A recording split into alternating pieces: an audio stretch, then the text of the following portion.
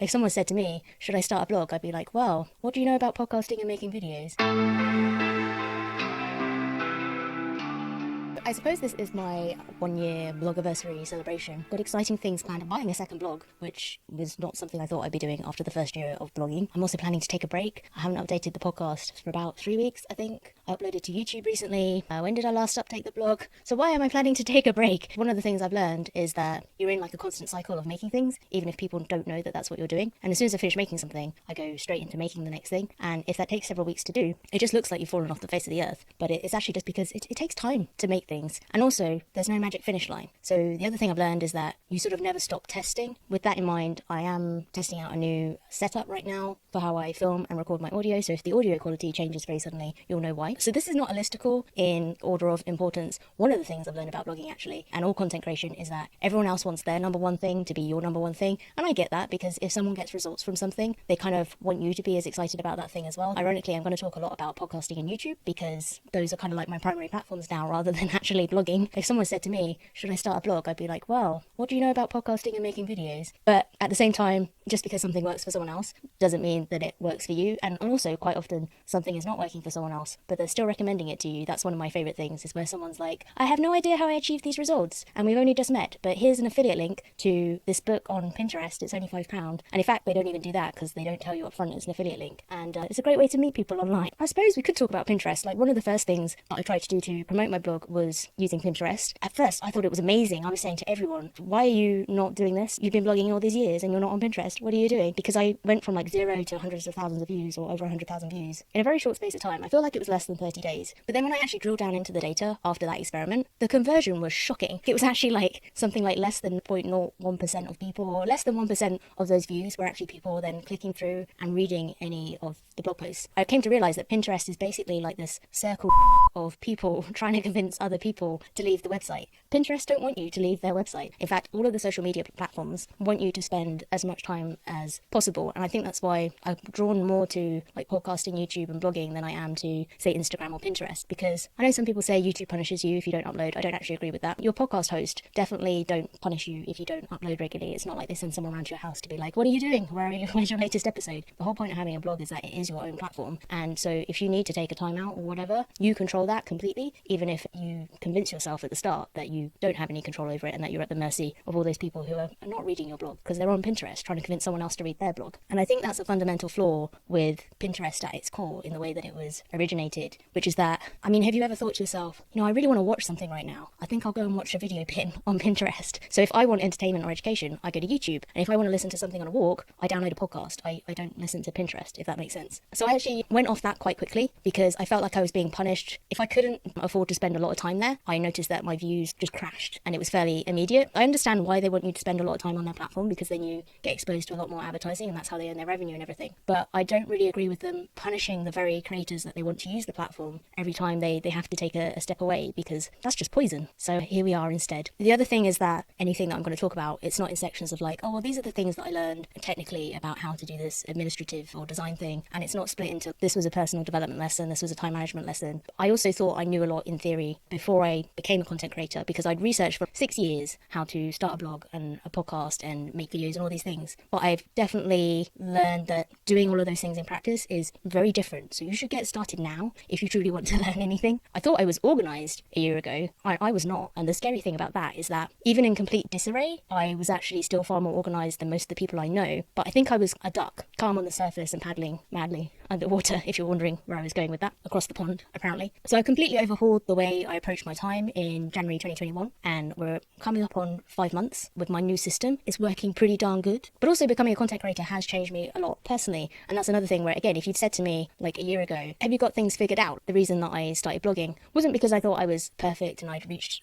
kind of a finish line of anything. I found personal finance easier to kind of understand and manage than a lot of my friends and family. So I was like, well, I should probably be sharing why that is in case that helps them. But I think I've actually morphed more in the past year than in the past 10 years towards a point of like more contentment and more energy, and also just approaching things with the right intention, in air quotes, rather than doing things to try and get a pat on the back, because I was raised to be an eternal people pleaser like most of us. That's required some retraining to get out of that, especially when you're making things for an audience as well. That is a more recent lesson though. When I first launched my blog, I expected to be sort of constantly busy and stressed and going to bed too late and pulling all-nighters and and then waking up and still having a never-ending to-do list. And 99.9% of that was self-inflicted. And I actually feel a lot calmer now, even though since then I've launched a podcast, 2 YouTube channels, I'm buying a second website as we speak, apparently, if that goes through. And yet for the first time in my life, I'm getting up early by choice. I go to bed most nights by 12 a.m. if I say that's what I want to do, rather than like 3 a.m. when it's not what I want to do. I'm working out every day, and I might say I can't make time for something, but I can't remember the last time I said to someone, oh, I'm too busy. No, I can't. Like, I want to, but I can't. I'm just too busy. So that's been a revelation. I think that's a whole other topic about how you conceptualize of yourself and your self-worth as it relates to productivity and any ebbs and flows in your bank account. So I won't go into more detail about that right now. But the crucial thing is that was all a choice. So if you are stressed and burned out with content creation or any other area of your life, that's a choice. I promise. So this is why I'm very relaxed about taking a break to make more things, and not for the sake of making more things either. I really am kind of getting into the headspace that like less is more, how to get the most from the least, trying to practice what I preach. I won't go into like a long thing either about like whether you should be blogging daily or uploading daily to YouTube. I have done a bunch of challenges. So when I launched my blog, I was updating like 6 days a week. And the only reason that was possible is actually because all of that content was pre-written. There is no way that I would have been able to update my blog 6 days a week if I had not drafted all of that stuff in advance. I would be very wary of comparing yourself to other people and their output and the frequency of their output, because that was something someone might have been looking at me and being like, oh, how are you writing 10,000 word blog posts daily? And the answer was I very much was not. I did very little writing during that phase, and I didn't do very much promoting either, apart from like my Pinterest experiments and stuff like that. I was working full time. As predicted, I didn't have a lot of free time, and then I thought I was using that free time effectively, but maybe not so much. So I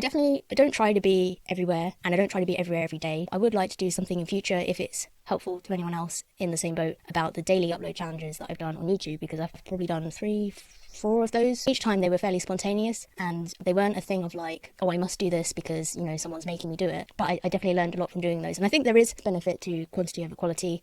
Like, we are kind of all playing a volume game, but I think there is also a lot to be said for taking breaks and just being a lot more intentional as well, and actually pausing in between projects. And I don't do a lot of pausing. I do a lot of finishing something one evening and then starting the next thing the next morning. Just like last night I was editing a video for my other channel, and now I'm recording this, but I should probably finish editing that other video. Yeah, when am I going to do that? I'll do that this evening. It's fine. So I also want to take a break a little bit to test a creative project for my other channel. So I have a YouTube channel called Bear Meets Life, and I don't know if you've ever seen Parks and Recreation, but it's a bit like that, which is to say Parks and Recreation had a lot of running jokes, and their running jokes, they're not sophisticated. So like one of them is that there's this tiny horse, and that is the joke. There's a tiny horse, and they refer to this, someone counted, it's like 30 times in the space of all their series, that they'll just be like, oh look, it's the tiny horse, and that is the joke, that you've met the tiny horse before. And the only way I can describe my second YouTube channel is, for the first picture, I thought it was funny that I had discovered these lines, dots and spirals colouring books online of Harry Styles. So lines, dots and spirals, they do this stuff to the image. You colour it in, it kind of looks a bit like an illusion, and it is meant to look like Harry Styles at the end. It's only a running joke, obviously, if you do that more than once. So for the second video, I also coloured in a picture of Harry Styles' face, and I think it's like 50 videos later, and the joke has never gotten, there's no layers. I've never developed the joke, so if you didn't find it funny in the first video, then yeah, that's where I'm at with that. So I might be pivoting that channel too a little bit. I think I'm going to be moving more into like tutorials, but it takes time to make these things, and so that's why no hurry, no pause, I guess. How can I help anyone save money though if I'm doing that instead, or if I'm taking time off? I'm definitely someone who enjoys reverse engineering stuff. If I can see something that looks like it would be cool or useful, I do really enjoy working out how someone else has done something, especially if when you ask them how they did it, they're like, I have no idea, but please buy this book. It's only £5. It's all about Pinterest. And did you use Pinterest for the thing that you were shouting about? No. Okay, is that an affiliate link?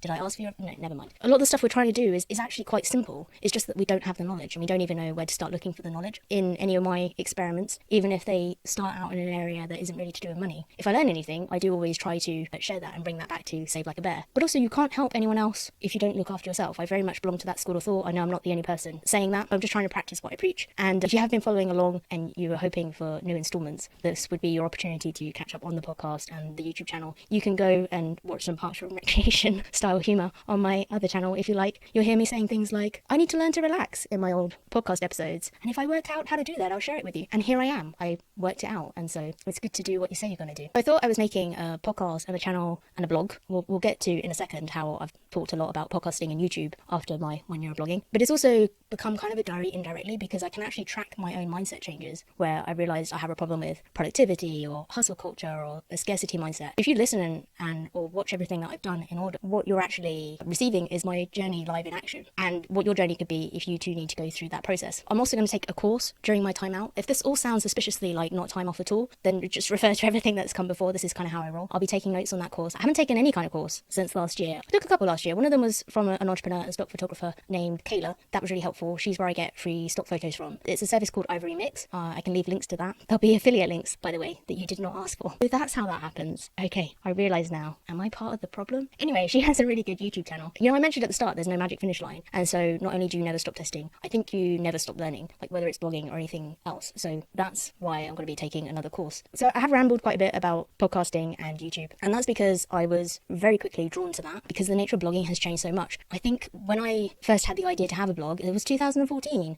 And I spent all that time researching how to do it and not doing it. And in that time, blogging has become very saturated. And I don't believe that saturation is a reason or competition is a reason not to do something because it proves that there is an interest in that thing. But I was just spending so much time and writing such long, detailed posts. And then for the amount of time that someone will spend on your blog reading that, even when it's a really long blog post, it just does not compare in the slightest to how much time you spend with someone if they download your podcast for half an hour or an hour. But this is a bit ironic because on Save Like a Bear, my most successful videos so far are less than a minute long. So granted, those people aren't spending a huge amount of time with me. But on my other channel, my most popular videos are series where people are literally just watching part 1, part 2, part 3 and spending 90 minutes solid watching the running joke about the tiny horse. If I ever want to reuse this audio, well, I just won't be able to reuse it, will I? Because I'll have to explain the whole thing all over again. And if you have to explain the joke, it's not a joke. But for the return on investment, for the time that I put in, I just feel like I can create something a lot richer for a podcast or for YouTube. And it's like, I'm going to be doing all that writing anyway. I'm like, oh, I'll just make a few notes and then I'll freestyle it. And then I end up doing a really detailed outline of what I'm going to say. But if you're going to spend that time anyway, I may as well then just record it. Because I think a lot of bloggers as well are now looking back at their old blog content and trying to work out how to convert that into podcasts and videos. And actually, if the sale goes through on the website I'm trying to buy, probably one of the first things I will do is actually update those blog posts by taking that blog post as a kind of script and converting that into podcasts and videos. So we'll see how that goes. One thing that I did find very quickly in the way all those things interact though is that YouTube is very vertical. So I made a video about one thing, I made a video about a person, not a thing, because they're not an object. Oh, also I need to plug my laptop in. One thing I've learned is that you should always have your laptop charger nearby. So I made a video and a podcast episode about one person, and because that did better than normal, I then felt like, oh, well, I should make more on this topic. What did it say when I went to the analytics after that? My channel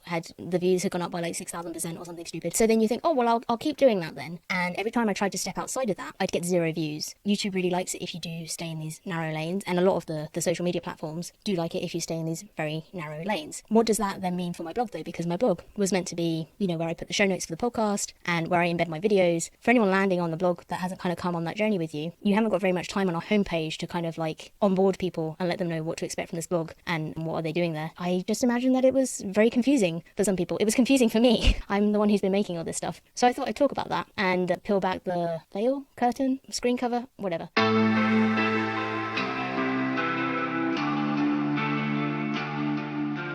you have an elsewhere to be?